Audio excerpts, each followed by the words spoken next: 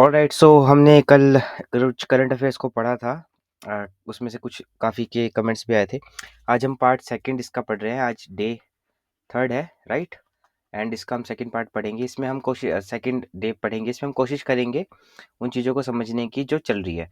देखिए, आप में से कुछ लोगों ने कमेंट किया है और कुछ लोगों ने मुझे मैसेज भी किया था टेलीग्राम पे कि जो ये करंट है ये थोड़ी डीप नहीं हो रही।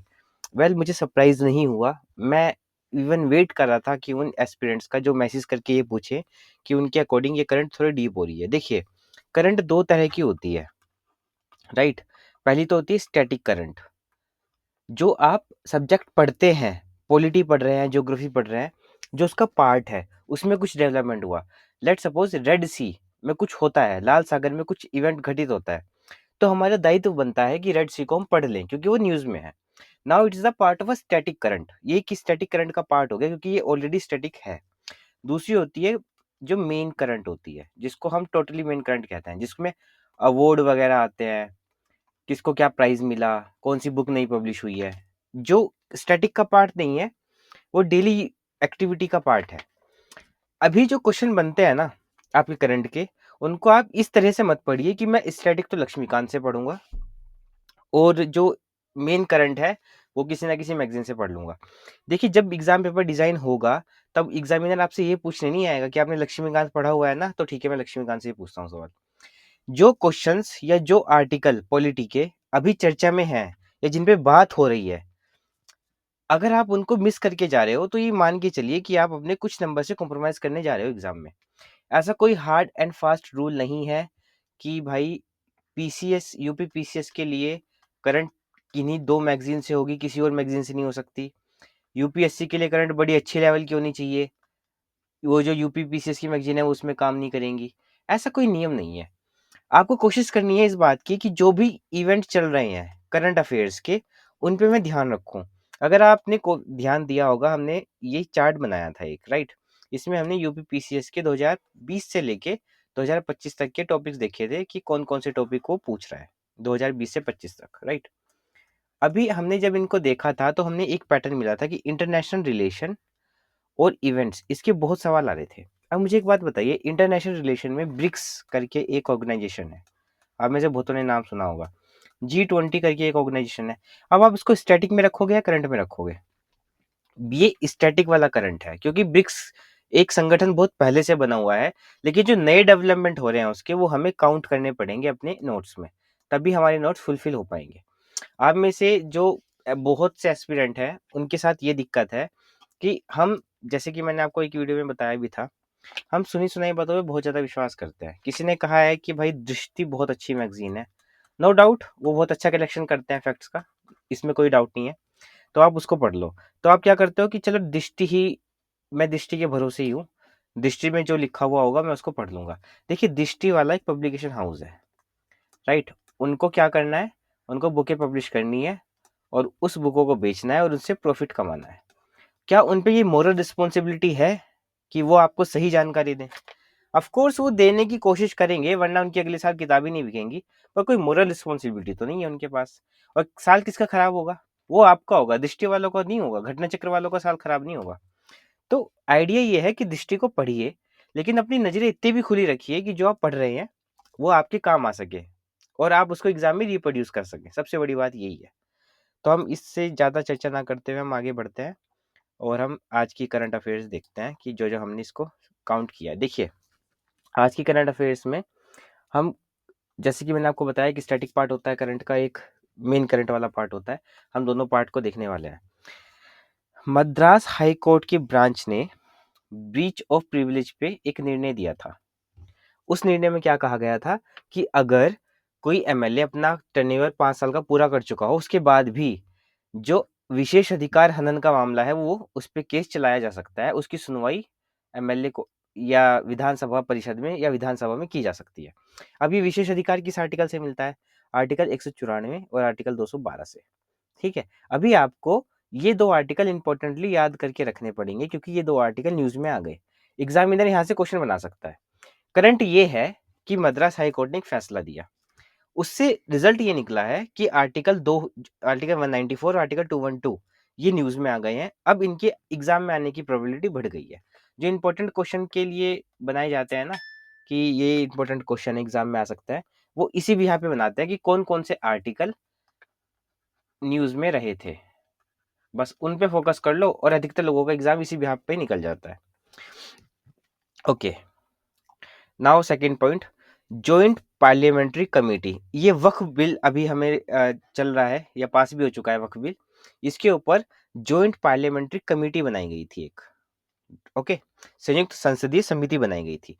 अब ये संयुक्त संसदीय समिति बन तो गई थी, ये करंट हो गई। इसका स्टैटिक पार्ट क्या हुआ कि काम कैसे करती है। पहली बात तो ये है कि और कमेटियों की तरह इसके मेंबर्स की संख्या लिमिटेड नहीं होती।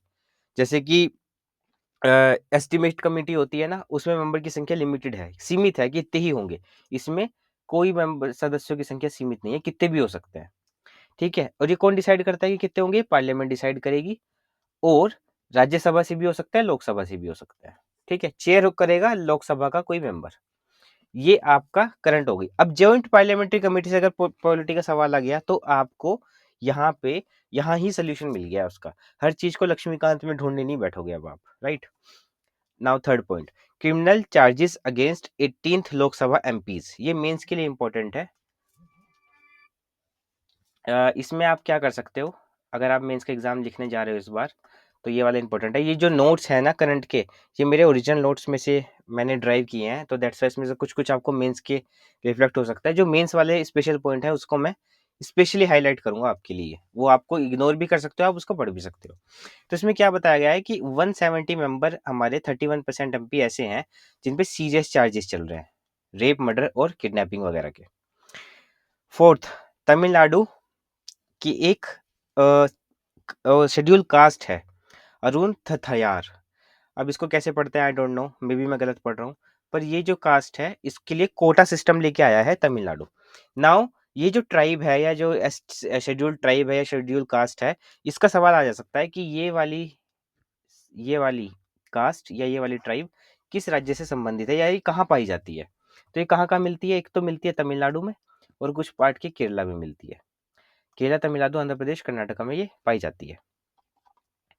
अब आपको मतलब समझ में आ रहा है, जैसे दूध में से मक्खन निकालते हैं ना, वैसे एक फैक्ट में से आपको 3 चीजें निकालनी होती है कि इसका स्टैटिक वाला पार्ट क्या है, इसका मेन करंट वाला पार्ट क्या है, वो कौन सा पार्ट है जो एग्जाम में पूछा जा सकता है। सर सीख जाओगे आप धीरे धीरे जब जैसे जैसे आप इसको कवर करोगे। राइट टू बी फॉरगेटन, देखो हमने कल पढ़ा था करंट में कि राइट टू प्राइवेसी करके एक नियम था, जो कब आया था? पुट्टास्वामी निर्णय के 2007 में, 2017 में हमारे सुप्रीम कोर्ट ने कहा था कि राइट टू प्राइवेसी का भी एक राइट है। उसी तरह राइट टू फॉरगेट का भी है। जब आप इंटरनेट से अपने आप को पूरी तरह से डिलीट करना चाहते हो, तो वो राइट टू फॉरगेट है। इंडिया में अभी इसके ऊपर कोई लॉ नहीं है, इसको बताया नहीं गया है कि ये क्या कहाँ मैटर करता है, कहाँ डील करता है। क्वेश्चन पूछ सकता है कि right to forget is a part of fundamental right in Indian constitution. आप उसको टिक करके आ जाना और आप -1 नंबर आप लेके आ जाना, अगर नहीं ठीक से इसको समझ के जाओगे तो। Okay, 6 point, Adivasis are Hindu. ये हमारी लॉ मिनिस्ट्री ने कहा है, जब सिविल राइट के ऊपर उन्होंने जो सिविल राइट एक्ट 1955 है उसको एक्सप्लेन किया जा रहा था, तब आदिवासी को एज अ हिंदू ट्रीट किया गया है इस एक्ट के अकॉर्डिंग। वैसे आदिवासी हिंदू होते हैं या क्या होते हैं, मुस्लिम होते हैं? Well, they don't have any specific religion. वो किसी भी रिलीजन से जुड़े हो सकते हैं, कोई स्पेसिफिक हम नहीं बोल सकते कि आदिवासी है तो हिंदू ही होंगे। बहुत से आदिवासी बौद्ध भी होते हैं, बहुत से क्रिश्चियन भी हैं। नॉर्थ ईस्ट में आपको बहुत क्रिश्चियन मिलेंगे आदिवासी। ओके, असिस्टेड रिप्रोडक्टिव टेक्नोलॉजी, इसका टर्म याद रख लेना सिर्फ कि इस टर्म का मतलब क्या है। मैंने कल आपको सैरोगेसी के बारे में पढ़ाया था, जिसमें जो व्यक्ति माता पिता नहीं बन सकते वो किसी और व्यक्ति के शरीर की मदद लेते हैं माता पिता बनने के लिए, और जब बच्चा हो जाता है तो उसको ट्रांसफर कर देते हैं जो उसके लीगल पेरेंट्स हैं उनको। इसी तरह की एक टर्म है असिस्टेड रिप्रोडक्टिव टेक्नोलॉजी, सहायक प्रजनन तकनीक। साइंस में इस क्वेश्चन पूछा जा सकता है। जस्टिस हेमा कमेटी, बहुत इंपॉर्टेंट क्वेश्चन बन सकता है यहाँ से। ओके, तो इसमें क्या है? जस्टिस हेमा कमेटी है। आपने विशाखा गाइडलाइन के बारे में पढ़ा होगा, उसी तरह से विशाखा गाइडलाइन राजस्थान में केस हुआ था उससे संबंधित है, वर्क प्लेस पे महिलाओं के सेक्सुअल असोल्ट से जुड़ी। इसी तरह जो हेमा कमेटी है, जस्टिस हेमा कमेटी, वो भी जो वुमन के एक्सप्लॉइटेशन होता है उससे जुड़ी हुई कमेटी है। और यहाँ पे इसने रिपोर्ट दी थी जो केरला, बेसिकली केरला से जुड़ी हुई है ये कमेटी। राइट। तो यहाँ पे आपको बस इसकी रिपोर्ट देखनी है, और यहाँ पे किससे जुड़ी हुई है, वुमेन्स के सेक्सुअली असोल्ट से या सेक्सुअली एक्सप्लॉयटेशन से। LG power to nominate aldermen in the Delhi corporation. देखिए अभी जो हमारी दिल्ली की सरकार है, उसके पास जो राज्यपाल है उनके पास एक अधिकार है कि वो दिल्ली की म्यूनसिपैलिटी म्यूनसिपैलिटी में कुछ मेंबर्स को वो कर सकता है, नॉमिनेट किया कर सकता है, राइट। बस आपको इतना ही याद रखना है कि ये कुछ पावर्स दी गई है दिल्ली के एलजी को, इससे ज्यादा इसमें आपको जानना नहीं है। नेशनल ब्लड ट्रांसफ्यूजन काउंसिल, इसको याद रख सकते हो आप, ये बनी थी 1996 में, और नेशनल एड्स कंट्रोल ऑर्गेनाइजेशन ये बनी थी 1992 में। यहाँ पे साइंस के सवाल आ सकते हैं, साइंस वाले सवाल का स्टैटिक पोर्शन यहाँ से जनरेट हो सकता है, और एक जो नॉन कॉन्स्टिट्यूशनल बॉडीज होती है ना, उनके भी सवाल यहाँ से जनरेट हो सकते हैं। ये भी रिसेंटली न्यूज में था। अच्छा, हर चीज का ये जानना कि वो न्यूज में क्यों था, वो आपके लिए कंपलसरी नहीं है। क्यों? क्योंकि आपके लिए वो जानना जरूरी है जहाँ से सवाल आएगा। अब एग्जामिनर ये नहीं पूछेगा कि बताओ ये वाली कम्युनिटी न्यूज में क्यों थी, वो ये पूछेगा कि जब न्यूज में थी तो उससे आप क्या क्रक्स निकाल पा रहे थे। Oath of MLA and MLCs, ये मैंने आपको बताया था लास्ट भी, चलो आज फिर बताते हैं। आर्टिकल 188 में इनकी ओथ लिखी हुई है, एमएलए और एमएलसी जो वो ओथ लेते हैं। तो अभी कुछ राज्यों में चुनाव हुए थे, तो जो चुनाव हुए थे उसमें विधायकों ने शपथ ली थी। वो शपथ किस आर्टिकल के अंतर्गत ली थी? 188 के अंतर्गत। यहाँ से स्टैटिक का पार्ट का क्वेश्चन बन सकता है। Food corporation of India, non constitutional bodies जो हैं, बहुत प्रोमिनेंट, बहुत सारे सवाल आते हैं वहां से, उसका एक क्वेश्चन यहाँ से बनाया जा सकता है। 1964 में इसकी स्थापना की गई थी, फूड कॉर्पोरेशन एक्ट 1964 के अंतर्गत। कि किस मिनिस्ट्री के अंदर आता है? Ministry of consumer affairs and food and public distribution. ये तो ऑफ कोर्स इसी के अंदर, इसी के अंडर में आना चाहिए ना, जब ये खाने से जुड़ा हुआ है और ये मिनिस्ट्री खाने को ही देखती है, देन इसको आप याद कर सकते हो easily. App features and new criminal laws, देखिए कुछ ऐप लॉन्च किए हैं हमारी गवर्नमेंट ने, उसको आप देख लीजिए। ई साक्ष्य ऐप है, जिसमें जितने भी एविडेंस होते हैं उनकी फोटोग्राफी वीडियोग्राफी की जाती है। न्याय सेतु ऐप है, इसमें आपको जो पहुंच है पुलिस की, फोरेंसिक की, वहां तक उसको एक्सेस प्रदान करता है। जैसे कि ई साक्ष्य ऐप है, राइट, इसमें आपने एक पुलिसकर्मी ने इसमें डॉक्यूमेंट अपलोड कर दिए कि हाँ यहाँ पे दुर्घटना हुई थी। अब दूसरे पुलिसकर्मी को वो सब डॉक्यूमेंट देखने हैं, तो वो किसकी मदद लेगा? न्याय सेतु ऐप की मदद। उस ऐप के थ्रू वो ई साक्ष्य ऐप तक पहुंचेगा। और तीसरा ऐप है न्याय श्रुति, जो गवाही होती है, अदालतों में सुनवाई वगैरह होती है, उसकी वीडियो कॉन्फ्रेंसिंग के लिए। देखिए इस पुलिसकर्मी ने क्या किया था, सबूत इकट्ठे किए थे, इसने क्या किया था, उनकी जांच की थी। अब जांच होगी, जब सुनवाई होगी तो ये ई श्रुति ऐप के थ्रू होगी, जिससे आप इजीली सुनवाई कर सकते हैं अदालत की, वीडियो कॉन्फ्रेंसिंग के थ्रू भी। ई समन करके एक ऐप है, ई समन से आप समन भेज सकते हैं आम जनता को या कोर्ट वगैरह को, उनके लिए। अच्छा, भारतीय न्याय संहिता को रिप्लेस किया गया था आईपीसी से, 1986 में बनी थी जो। भारतीय न्याय सुरक्षा संहिता को रिप्लेस किया गया है किसकी जगह? सीआरपीसी 1973 की जगह।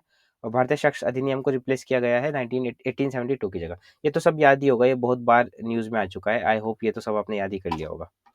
Regional air connectivity scheme, IRCS, जो छोटे छोटे शहर हैं उनमें एयरपोर्ट बनाने के लिए स्कीम बनाई गई थी। इसमें सिर्फ इंपॉर्टेंट बात क्या है कि इसको 10 साल के लिए एक्सटेंड किया गया है। तो जो गवर्नमेंट की स्कीम है, वहां से बहुत सारे सवाल आते हैं। यहाँ से एक सवाल आ सकता है कि ये वाली स्कीम कब शुरू हुई थी? 2016 में, और एक्सटेंड कब तक के लिए किया गया है? नेक्स्ट 10 ईयर्स के लिए। Release of 109 variate crops varieties, अभी हमारे प्रधानमंत्री जी ने हाई यील्ड वैरायटी की 109 क्रॉप्स को रिलीज किया है। उसमें से 34 तो खेत की खाद्य फसलें हैं, और 27 है बागवानी फसलें। ये आपको याद करना पड़ेगा। आई नो कि थोड़े फैक्ट हो रहे हैं इसमें, पर करंट में जो मेन करंट का पार्ट है वो इसी तरह होता है, बहुत डायनेमिक होता है वो, उसमें आप कुछ नहीं कर सकते। सेंट्रल वाटर कमीशन ने अभी अभी एक ऐप जारी किया है अपना रिसेंटली, उसका नाम है फ्लड वॉच 2.0। अभी मानसून भी आने वाला है, तो इस ऐप का यूज आप भी कर सकते हैं अपने आसपास की जगह में। फ्लड तो नहीं आ रही है उसको देखने के लिए। अच्छा, वाटर कमीशन बना कब था? 1945 में, और किसके अंतर्गत है? मिनिस्ट्री ऑफ जल शक्ति के अंतर्गत। देखिए बहुत कुछ नहीं पढ़ना होता है, लेकिन जो पढ़ना है वो इतना स्पेसिफिकली और टारगेटेड पढ़ना है कि जहां से क्वेश्चन आ रहे हैं मैं उसी चीज को टारगेट करूं, इधर उधर मत भागो। जियो पारसी स्कीम, जो भारत की माइनॉरिटीज हैं उनमें पारसी एक कम्युनिटी माइनॉरिटी है, उनकी जनसंख्या बढ़ाने के लिए स्कीम बनाई गई थी। अब माइनॉरिटी है तो किस मिनिस्ट्री के अंतर्गत आएगी? मिनिस्ट्री ऑफ माइनॉरिटी अफेयर्स के अंतर्गत, राइट। बस यही ध्यान रखना है आपको। पीएम कुसुम स्कीम, ये सोलर पैनल लगाने वाली स्कीम थी, बहुत बार पूछी गई है। इसको बढ़ाया गया है कुछ समय के लिए, ये 2019 में लॉन्च हुई थी और इसको कुछ समय के लिए अब एक्सटेंड कर दिया गया है। क्यों? क्योंकि जो टारगेट था, क्या था टारगेट? 100 गीगावाट सोलर पावर लगाने का, 14 लाख सोलर पंप लगाने का और 35 लाख ग्रिड कनेक्शन लगाने का, वो पूरा नहीं हो पाया। ये 3 टारगेट थे, जो 100 वाला, 14 लाख वाला और 35 लाख वाला, ये पूरे नहीं हो पाए। दैट्स वाई इसको एक्सटेंड किया गया है। यूनिफाइड पेंशन स्कीम, ये ओपीएस लाई गई है एनपीएस की जगह। इसमें क्या किया गया है कि 50% बेसिक एवरेज बेसिक पे मिलेगी आपको और 10,000 मिनिमम अश्योर मिलेगा कि हाँ इतना तो आपको मिलेगा ही मिलेगा। अगर आपकी डेथ हो जाती है तो आपकी फैमिली को 60% मिलेंगे, पर ये तब मिलेगा जब आपकी सरकारी नौकरी लगेगी। पहले तो आपको मेहनत करके वो नौकरी लेनी है। ये एक स्कीम मैंने जानबूझ के डाली है ताकि आपको ये फील हो सके कि गवर्नमेंट आपकी रिटायरमेंट के बाद भी आपका ध्यान रखती है। प्राइवेट में क्या होता है कि ना, आप रिटायर हो गए और बस काम खत्म। पुरानी पेंशन स्कीम में ये था। अच्छा, कलिंगा प्राइज, यूनेस्को का कलिंगा प्राइज, इसी साइंस के लिए दिया जाता था, यूनेस्को के थ्रू मिलता था। इंडियन गवर्नमेंट भी इसमें अपना सपोर्ट करती थी, लेकिन अब इंडियन गवर्नमेंट ने इसमें से अपना सपोर्ट निकाल लिया है। दैट्स वाई ये थोड़ा इंपॉर्टेंट हो जाता है कि कलिंगा प्राइज किस लिए दिया जाता था। इस बीच में मैं आपको एक बात ऐड करना चाहता हूँ, वो ये है कि आप में से बहुत सारे एस्पिरेंट्स होंगे जो एग्जाम दे रहे हैं, टेस्ट दे रहे हैं। जब वो टेस्ट देते हैं तो उनके क्वेश्चन गलत होते हैं। लेट सपोज आपने 100 क्वेश्चन का टेस्ट दिया, आपके 40 क्वेश्चन गलत हो गए। अब आपके सामने सवाल ये है कि इन 40 क्वेश्चंस को मैं कैसे रिकॉल करूंगा। तो सबसे अच्छा तरीका तो ये है कि इन क्वेश्चंस को आप लिख लीजिए, इनके टॉपिक्स को, कि क्या क्या मेरे गलत हुए हैं। नाउ यू मे वंडर कि यार 40 क्वेश्चन में लिखने जाऊंगा तो मेरा तो 1 घंटा चला जाएगा और इतना वेस्ट होगा मेरा टाइम। इससे मैं तो कुछ प्रोडक्टिव कर लेता हूँ मैं। क्या प्रोडक्टिव करोगे आप? अगर आप अपनी कमियां सुधार रहे हो 1 घंटा लगा के, तो उससे ज्यादा प्रोडक्टिव चीज क्या हो सकती है? कुछ भी नहीं हो सकती। अगर आपके 40 क्वेश्चन गलत हुए हैं और आपने वो लिखे, राइट डाउन किए, मेहनत की, यही तो मेहनत होती है। आपको क्या लगता है किताब पढ़ना मेहनत होती है या यूट्यूब की वीडियो देखना मेहनत होती है? अच्छा, यूट्यूब पे भी इतना सब कचरा भरा हुआ है, sorry for saying that, but हाँ है, बहुत सारा कचरा है। बहुत सारे टीचर की कोशिश ये रहती है कि बहुत अच्छी बातें बोल दें, ऐसी बातें बोल दें कि बच्चे उनसे बस जुड़े रहें किसी भी तरह से, जो सच है वो उनके सामने ना आए और वो पैसे कमाते रहें। लिसन, अगर आप मेहनत कर रहे हो तो इसका ये मतलब है कि आप अपनी कमियां दूर कर रहे हो। और कमियां कैसे दूर होती है? जब आपके क्वेश्चन गलत होंगे, आप उनको देखोगे, मेरे क्वेश्चन गलत क्यों हुए थे। आज आपके 40 क्वेश्चन गलत होंगे, कल आपके 35 क्वेश्चन गलत होंगे, फिर आपके 20 क्वेश्चन गलत होंगे, फिर आपके 15, 5, 10 जीरो पे जाओगे, तब आप जाके आप पहले दिन हीरो नहीं बन जाओगे। अगर पहले ही दिन आपके 100 में से 100 क्वेश्चन या 70 क्वेश्चन ठीक होने लगे तो हर किसी के हो जाते फिर, राइट। हर किसी के पास उतना ही दिमाग है, हर क्योंकि इंसान है ना सब, हर कोई मेहनत लगती है इसमें। अगर आपके कुछ क्वेश्चंस गलत हो रहे हैं तो ये अच्छी बात है कि आप प्रयास कर रहे हो। और 1 घंटा लगे, 2 घंटा लगे, 4 घंटे भी लगे, उन क्वेश्चंस को देखो कि मेरे गलत हुए क्यों हैं। जब देखोगे, अगली बार वो क्वेश्चन गलत नहीं होंगे। देखिए, पहली बार गलत क्वेश्चन हुए और आपने लिखे तो आपका टाइम वेस्ट नहीं हुआ है, इस बात को मान के चलिए। वो चले आप 4 घंटे में कर रहे हो, लेकिन जब वही क्वेश्चन दूसरे टेस्ट में आपने दिए और तब भी वही क्वेश्चन गलत हो गए, तो हाँ, तब आपका टाइम वेस्ट है, क्योंकि आपने समझा नहीं है कि आपके क्वेश्चन गलत हो क्यों रहे थे, राइट। तो आगे बढ़ते हैं। मैं यही पॉइंट यहाँ पे इंक्लूड करना चाहता था कि जितने भी क्वेश्चन गलत हो रहे हैं, बकायदा उनमें 4, 5, 10 घंटे भी लग जाए, पर उनको लिखो, देखो क्यों गलत हुए हैं और फिर ही आगे बढ़ो। तब तक आप आगे मत बढ़ना जब तक एक टॉपिक के आप सेटिस्फाइड ना हो जाओ कि ठीक है, इससे मेरे क्वेश्चन अब गलत नहीं हो रहे। कम से कम 80% की एक्यूरेसी आपकी हर टॉपिक में होनी चाहिए, उसके बाद ही आगे बढ़ना। Now Himachal Pradesh raise the minimum marriage age for the women of 21 year. अभी क्या है ना कि अभी और लड़कियों की जो शादी की उम्र है वो 18 साल है। हिमाचल प्रदेश ने इसको बढ़ा के 21 साल कर दिया है। राज्यों की जो स्कीम्स आती है उनसे सवाल आते हैं, वहां से इस क्वेश्चन को पूछा जा सकता है। She box portal for the ministry of human and the child development, जो महिला सशक्तिकरण और बाल विकास मंत्रालय है, उसने एक शी बॉक्स पोर्टल लॉन्च किया है। इसमें क्या है ना कि जिसके साथ सेक्सुअल एक्सप्लॉइटेशन किया जाता है, वो औरतें बिना किसी परेशानी के अपने आप की जो कंप्लेन है वो दर्ज करा सकती हैं। आपके लिए ज़्यादा जरूरी है सी बॉक्स पोर्टल जानना। सीवर एंड द सेप्टिक, ये आपके काम का नहीं है। Central constitute the 23rd law commission, 23वां लॉ कमीशन सेंटर ने बना दिया है। पहला कब बना था? लॉर्ड मुकेरे के थ्रू 1834 में। और 1955 में जब भारत स्वतंत्र हुआ था तो पहला बना था CMC सेटल वोर्ड के अंतर्गत। दिल्ली असेंबली इलेक्शंस, इसमें इलेक्शन हुए थे। देखिए कौन बना है सीएम, कौन क्यों, कितने वोट किस पार्टी को मिले हैं, ये तो हम बाद में भी कवर कर लेंगे। बस इसमें से हमारे लायक जानने वाली बात क्या है कि जो इलेक्शन होते हैं वो आर्टिकल 324 के अंतर्गत किए जाते हैं। और दिल्ली में जो चुनाव होते हैं और जो सरकार चलती है वहाँ की, वो राष्ट्रीय राजधानी अधिनियम 1991 के तहत चलती है, 1991। तो ये नॉर्मल स्टेट की तरह फंक्शन नहीं करता, दिल्ली नॉर्मल स्टेट नहीं है, राइट। तो ये 1991 एक्ट के थ्रू चलता है। कौन सीएम है, कौन पीएम है, जब हम उस पोर्शन पे जाएंगे, इलेक्शन वाले पोर्शन पे स्पेसिफिकली, तब हम उसको देख लेंगे। तमिलनाडु गवर्नमेंट टू नेशनलाइज के एम करुणानिधि वर्क्स, बस इसको याद कर लेना। एम करुणानिधि उनके पुराने सीएम हुआ करते थे, तो उन्होंने कुछ पोएट्री लिखी थी, अब उसको नेशनलाइज कर रहे हैं। मतलब क्या है नेशनलाइज करने का, फ्री में अवेलेबल करा रहे हैं सबको, कि जिस जिसका मन हो वो पढ़ सकता है बिना कोई पैसे खर्च किए।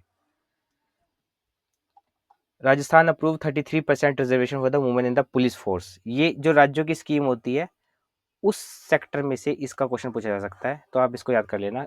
हिमाचल ने जैसे अभी क्या किया है, औरतों के लिए उम्र बढ़ाई है, कम की सॉरी बढ़ाई है शादी के लिए, वैसे ही राजस्थान ने 33% का रिजर्वेशन दिया है वुमेन्स को। ओके, प्रधानमंत्री जन धन योजना, ये क्यों चर्चा में है, इसके 10 साल पूरे हो चुके हैं, 2024 में ये आई थी और रिसेंटली इसके 10 साल पूरे हुए हैं। इसमें ओवरड्राफ्ट की फैसिलिटी मिलती है आपको। तो जिस स्कीम, जो नई स्कीम लॉन्च हुई है, देखिए न्यू स्कीम है, किसी के 5 साल हुए हैं पूरे, या किसी के 10 साल पूरे हुए हैं, या कुछ स्कीम को बढ़ाया गया है, एक्सटेंड किया गया है, या कुछ बड़ा अचीवमेंट आया है स्कीम में से, वो स्कीम एग्जाम के लिए वर्थी हो जाती है। इसी तरह हर स्कीम तो नहीं पढ़ सकते आप, पर जो स्कीम इन 5 पैरामीटर पे खरी उतरती है उनको आपको पढ़ लेना चाहिए। जीरो एफआईआर क्या होती है, जीरो एफआईआर ये होती है कि आपके साथ कोई अपराध हुआ तो आप किसी भी पुलिस स्टेशन में चले जाओ, चाहे आपके साथ अपराध कश्मीर में हुआ है, तो आप तमिलनाडु जाके अपनी एफआईआर लिखवा सकते हो कि देखिए मेरे साथ यही हुआ था। लेकिन मेन पॉइंट क्या है, जीरो एफआईआर कब शुरू की थी, जस्टिस वर्मा कमेटी की रिकमेंडेशन पे।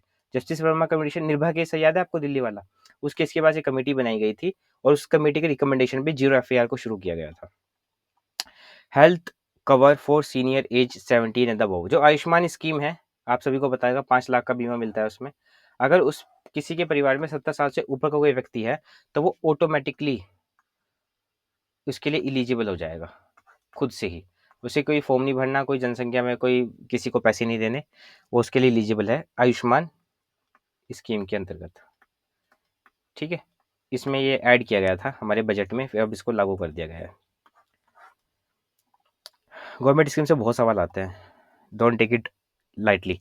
मिशन मानसून, जो हमारा धरती का वातावरण है वो किस तरह से काम करता है, कैसे वर्क करता है, क्या क्या उसमें कमियां हैं, क्या क्या फ्लोज हैं, वो सब देखने के लिए मिशन मानसून यूज़ किया गया है, ताकि हम अच्छे से प्रिडिक्ट कर पाए कि मानसून कैसा आएगा, मौसम है, सॉरी ये मानसून नहीं है मौसम है, हम मानसून को प्रिडिक्ट कर पाए, हम सूखे को प्रिडिक्ट कर पाए, और हम अपने वायुमंडल को ज़्यादा अच्छे से जाने। बेसिकली इसका आइडिया ये है मिशन मानसून का। देखिए, commission for the scientific and the technical terminology, ये कमीशन बनाया गया था 1961 में। इसका बेसिक काम क्या है, जो हम साइंस में पढ़ते हैं ना, एक्सेलरेशन, इनर्शिया, ये वगैरह, इनकी एक हिंदी वर्जन उपलब्ध कराना, और हिंदी नहीं हर भाषा में जो भी हमारे भारत में बोली जाती है उसमें। बस आपके लिए इतना ही जानना जरूरी है, ये टेक्निकल वर्ड है उसके लिए लोकल वर्ड उसको प्रोवाइड कराता है। Commission for the scientific and technical terminology 1961 में बना था। प्रधानमंत्री जनजातीय उन्नत ग्राम अभियान, पीएम जुगा, ये योजना जो पीएम जनमन योजना थी उसका एक पार्ट है। इसका बेसिक आइडिया ये है कि जो ट्राइबल मेजोरिटी विलेजेस हैं उसमें उनकी सोशल और इकोनॉमिकल, सामाजिक और आर्थिक, सामाजिक का मतलब है उनके सोशल स्टेटस को बढ़ाना, उनके छुआछूत को खत्म करना, और आर्थिक का मतलब उनके थोड़े पैसे वगैरह की स्थिति को सुधारना, इस करने की कोशिश की गई है इस अभियान के अंतर्गत। Women in space leadership programme, ये इंडिया और ब्रिटेन ने साथ मिलकर चलाया है। इसमें जो ब्रिटेन है वो कोशिश कर रहा है कि इंडियन वुमेन्स को ज़्यादा से ज़्यादा स्पेस सेक्टर में प्रायोरिटी दी जाए। Mexico become the first nation to allow the voters to elect जजेस। देखिए इंडिया में जजेस कैसे चुने जाते हैं पता नहीं किसी को, संविधान में कुछ लिखा हुआ है, बड़ा होच पोच है, और उसके हिसाब से जज को चुनता है, बड़ा विवादास्पद विषय है। मैक्सिको ने किया है कि अब जो जज है वो भी चुनाव लड़के इलेक्ट होकर जीतेंगे, जो लोग हैं उनको वोट करेंगे। ये क्वेश्चन बन सकता है एक, इस तरह के मैंने बहुत सवाल देखे हैं कमीशन की एग्जाम में। Supreme court for the Indian universe new lady justice status. हमने अपनी जो लेडी जस्टिस है उसका नया स्टेटस लॉन्च किया है। उसके आंख पे से पट्टी हटा दी है। उसके हाथ में पहले तलवार हुआ करती थी, उसकी जगह हमने संविधान पकड़ा दिया है, राइट। तो आंख पे पट्टी नहीं है और जब समान रूप से देख सकती है। और पहले साड़ी पहनी हुई थी, पहले गाउन पहनती थी वो। अब तराजू रखती थी समावेशी, और एक इसमें तलवार नहीं लिखा हुआ है। पहले उसके हाथ में एक स्वॉर्ड हुआ करती थी, राइट। अब उसके हाथ में क्या है? संविधान। लेडी जस्टिस का जो स्टैचू है वो।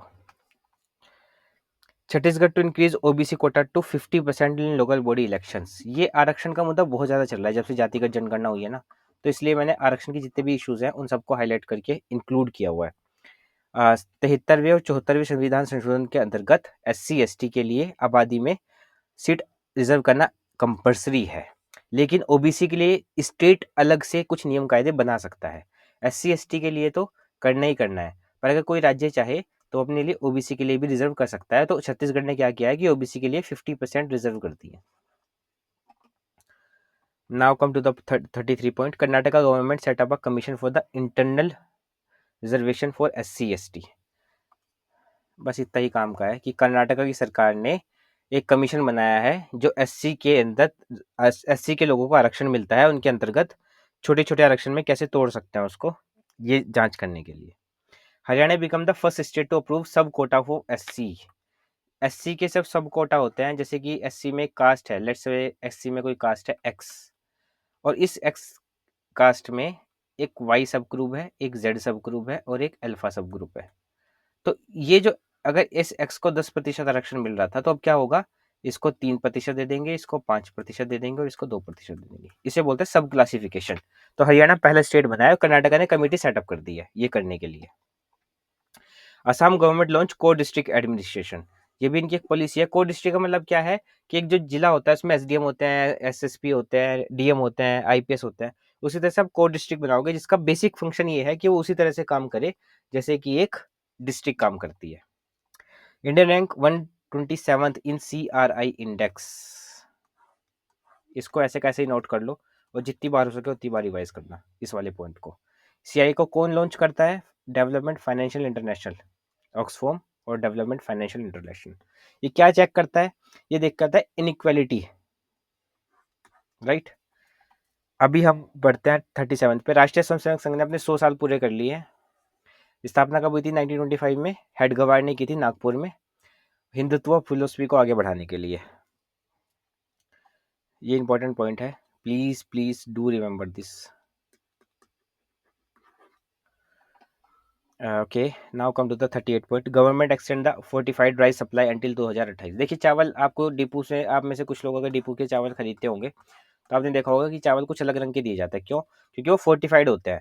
कुछ विटामिन ऐसे होते हैं और कुछ आयरन वगैरह के तत्व जो गरीब लोग हैं उनको नहीं मिल पाते, इसीलिए वो थोड़े बॉडी डेवलप नहीं हो पाती उनकी। तो सरकार ने क्या किया कि ऐसे चावल की नस्ल बनाई जिसके अंदर ऑलरेडी वो सब मिनरल्स थे जो हमारी बॉडी को चाहिए, उनको बोलते हैं फोर्टिफाइड राइस, राइट। ये डिपो से मिलते हैं। सरकार ने इसको देने की स्कीम को 2028 तक बढ़ा दिया है। इसमें कौन कौन से होते हैं? B20 zinc, B12 zinc, vitamin A B12 B3 B6, ये सब कुछ होता है उसमें। Iron, folic acid. तो आपको ये सब याद रखना है। आयरन को याद रखना, फोलिक एसिड को याद रखना, विटामिन B12 को याद रखना और जिंक को। बाकी ये तो सभी में सेम मिलता ही है आपको। Prime minister internship programme. देखिए जो बच्चे 21 से 25 साल के बीच के हैं, अगर आप में से कोई है तो आप भी इस योजना का लाभ उठा सकते हैं। उन्हें 6,000 रुपये वन टाइम ग्रांट मिलेगा। इंश्योरेंस मिलेगा जीवन ज्योति बीमा के अंतर्गत। सिर्फ उनको मिलेगा जो 21 साल से 25 साल के बीच में है और जिन्होंने अभी तक सरकारी नौकरी जिनकी नहीं लगी है और जो किसी प्रोफेशनल डिग्री से, किसी भी डिग्री से करके बाहर निकले हैं। सॉरी 21 से 24 साल है इसकी, I am my bad. Civil registration system mobile application. देखिए जन्म के लिए और मृत्यु के लिए पहले आपको बहुत भागना पड़ता था। अभी हमारी सरकार ने एक लॉन्च किया है सिविल CRS मोबाइल एप्लीकेशन। इससे आप खुद से ही किसी की डेथ को रजिस्टर कर सकते हो और किसी की बर्थ को रजिस्टर कर सकते हो, right. Registrar general for census commission इसको सी करता है, ऑब्जर्वर है इसका।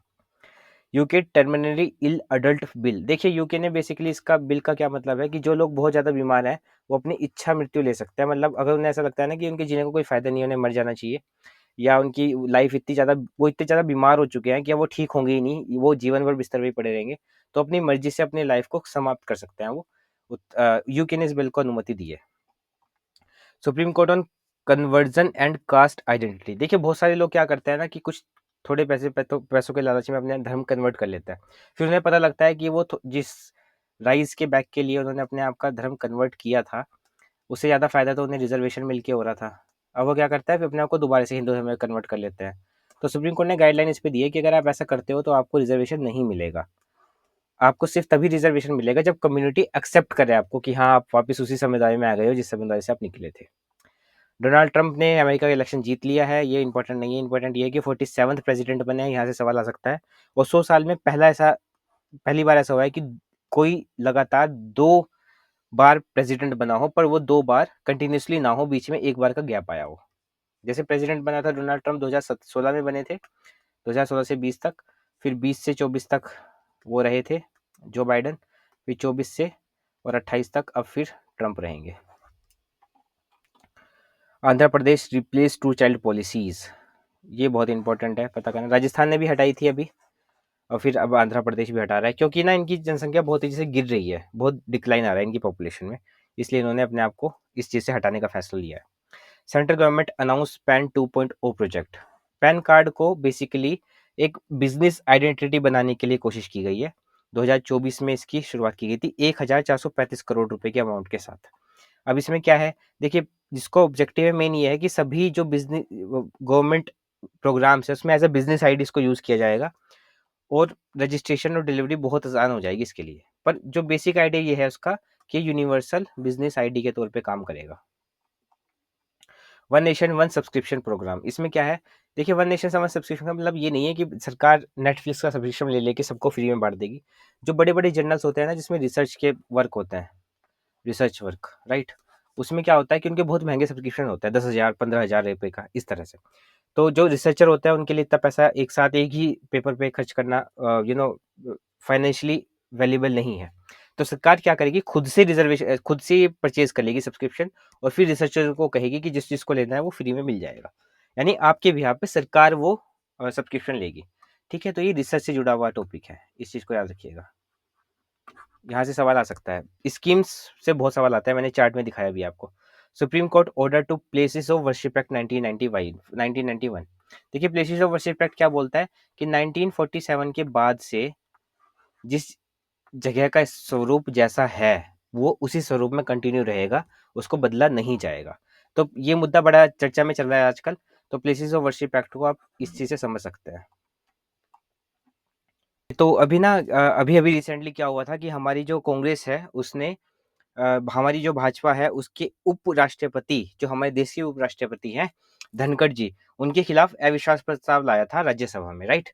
तो ये चर्चा का विषय था, लेकिन हमारे लिए क्वेश्चन बनेगा क्या, हमारे लिए क्वेश्चन ये बनेगा कि अविश्वास प्रस्ताव किस अनुच्छेद के अंतर्गत लाया जाता है। तो वो है 67 का कौन सा, बी, 67 का बी। इसमें 14 दिनों का नोटिस देना होता है, और जिसके खिलाफ लाया गया है वो चेयर पे नहीं बैठ सकता।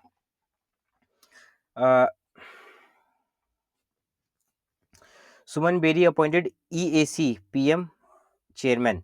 नीति आयोग का जो वाइस चेयरमैन है सुमन बेरी, उनको इकोनॉमिकल एडवाइजरी कमेटी जो पीएम को रिपोर्ट करती है उसका चेयरमैन नियुक्त किया गया है, इकोनॉमिकल एडवाइजर कमेटी का। इसको याद रखिएगा, सुमन बेरी, अपॉइंटमेंट वाला सेक्शन।